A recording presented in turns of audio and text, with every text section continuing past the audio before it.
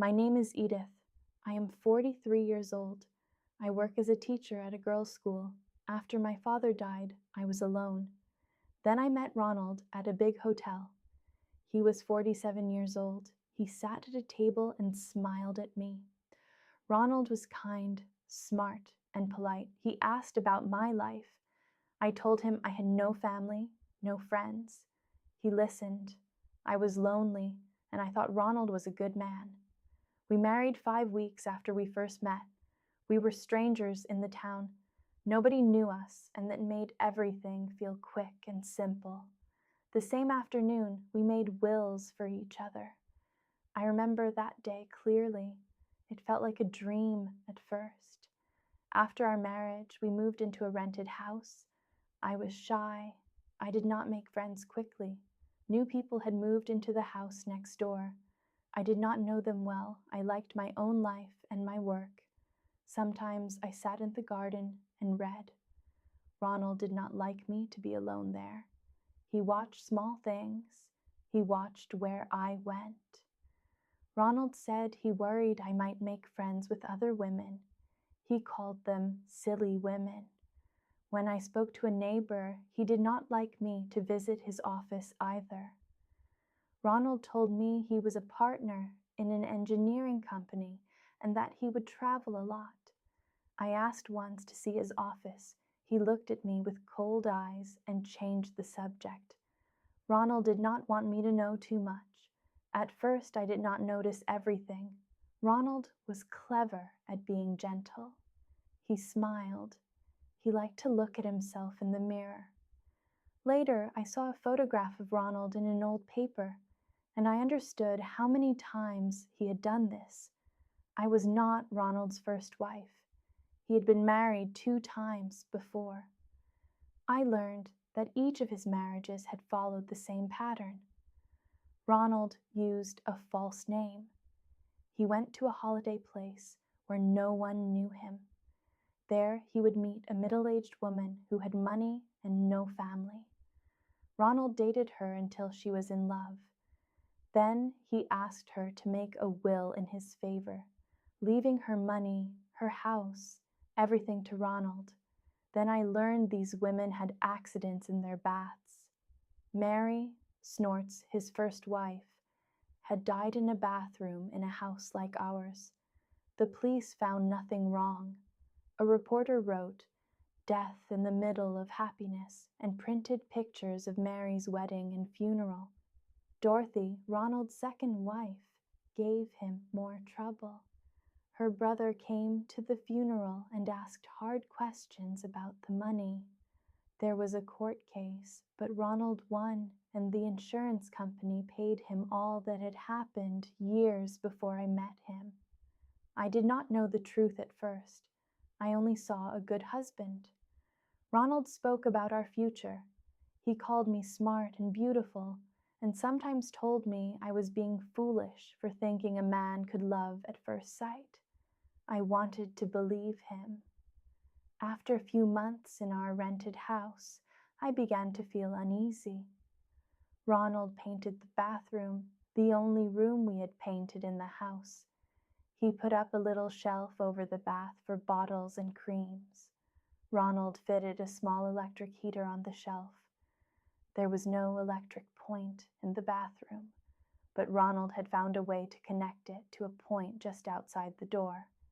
He told me it was a beauty heater, cheap and useful.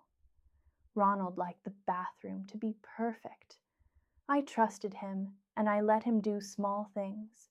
But then one day I found an old newspaper cuttings in the drawer where I kept my blouses. I saw them by chance. They were about women who had died in baths not long after their weddings. The pictures were small and blurred, but the men standing at the funerals looked very much alike. I froze. It was my husband, Ronald. My heart stopped. For the first time, I felt afraid. I took the clippings to the police. My hands were shaking when I spoke to them, but I told them everything I remembered. They listened carefully. The inspector told me they needed proof. He said, We cannot arrest a man on a fear alone. We must be sure. He asked me to be brave. He told me that sometimes a woman in my position must play a part, so the police can watch. At first, I wanted to run. I wanted to leave, but I also wanted to live. I agreed to help. The inspector and a policewoman moved into the house next door. They said they would watch. They told me they wanted to give Ronald the chance to show what he would really do. The inspector said, "We will make sure you are safe. We will have eyes on the house. We will be ready." That night, I put my important papers in the drawer and locked it. I wrote a letter and put it in the case. In that letter, I told him the truth.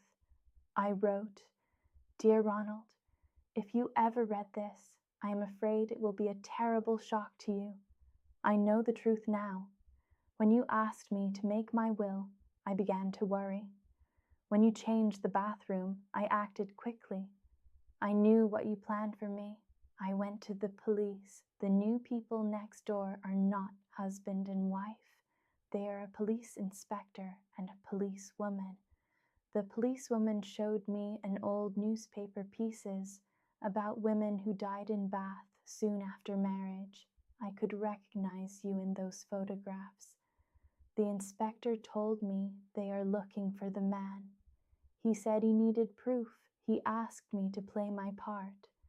If you are reading this letter, it means you have tried to hurt me. You will not find me in the bathroom. I have gone out through the roof into the house next door.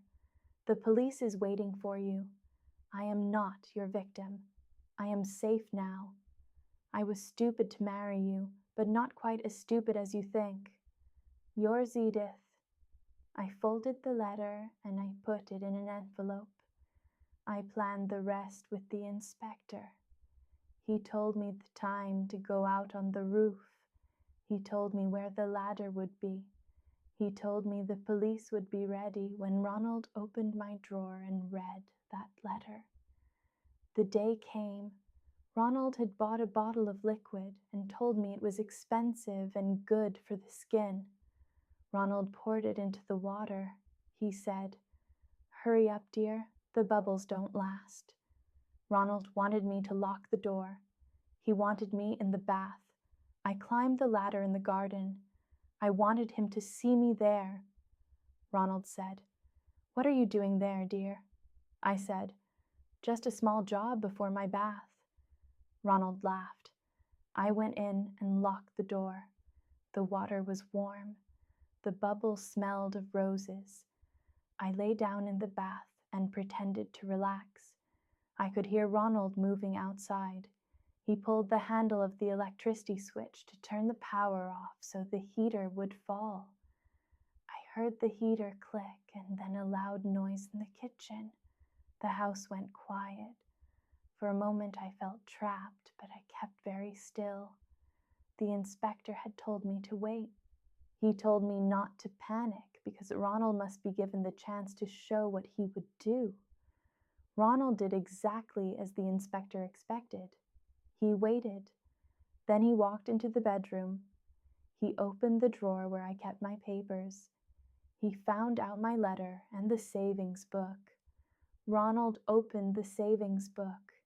He read the figures. His breathing changed when he saw that I had taken all my money out 5 days ago. His eyes moved quickly over the envelope. He pulled it open and read the letter. I could not see him, but I knew he was reading my words because I heard his breath catch. I heard heavy steps on the stairs and a voice, "Mr. Ronald, you're under arrest." The inspector and the policewoman were there. They had been ready. They came straight in and they found me in the bath. There were wet bubbles on my face, but I was alive. They found the heater, the wires, and the electric point. They found the cloth Ronald had used to hide his fingerprints. Ronald could not speak. He could not move. Later, the police opened their files and looked at the old cases. The policewoman had the photographs. that matched the men at those funerals. Ronald could not hide. He was careful, but he had been too clever for his own good. After that night, there were court papers and questions. I had to answer many questions. It was hard, but I felt stronger than I had before. I kept my job at the school. My colleagues were kind and they helped. It took time before I could sleep well. Sometimes I still wake up in the night. But I am alive. I learned that being shy is not the same as being weak. I do not say I am happy. I say only that I am safe and living. If you ever feel fearful about someone close to you, tell someone. You must not keep it inside. It could save your life. If you like this story, please like, comment, share, and subscribe.